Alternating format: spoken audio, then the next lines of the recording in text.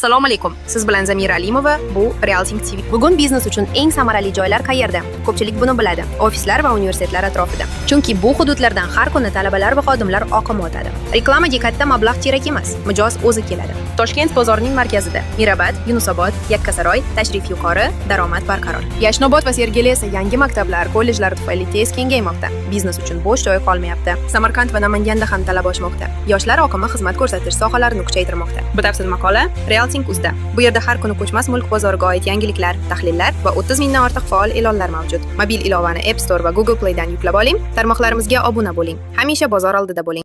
Assalomu alaykum. Siz bilan Zamira Alimova, bu Realting TV. Bugun biznes uchun eng samarali joylar qayerda? Ko'pchilik buni biladi. Ofislar va universitetlar atrofida. Chunki bu hududlardan har kuni talabalar va xodimlar oqimi o'tadi. Reklamaga katta mablag' kerak emas. Mijoz o'zi keladi. Toshkent bozorining markazida Mirabad, Yunusobod, Yakkasaroy, tashrif yuqori, daromad barqaror. Yashnobod va Sergeli esa yangi maktablar, kollejlar tufayli tez kengaymoqda. Biznes uchun bo'sh joy qolmayapti. Samarqand va Namanganda ham talab oshmoqda. Yoshlar oqimi xizmat ko'rsatish sohalarini kuchaytirmoqda. Batafsil maqola Realting Uzda. Bu yerda har kuni ko'chmas mulk bozoriga oid yangiliklar, tahlillar va 30 mingdan ortiq faol e'lonlar mavjud. Mobil ilovani App Store va Google Play dan yuklab oling. Tarmoqlarimizga obuna bo'ling. Hamisha bozor oldida bo'ling.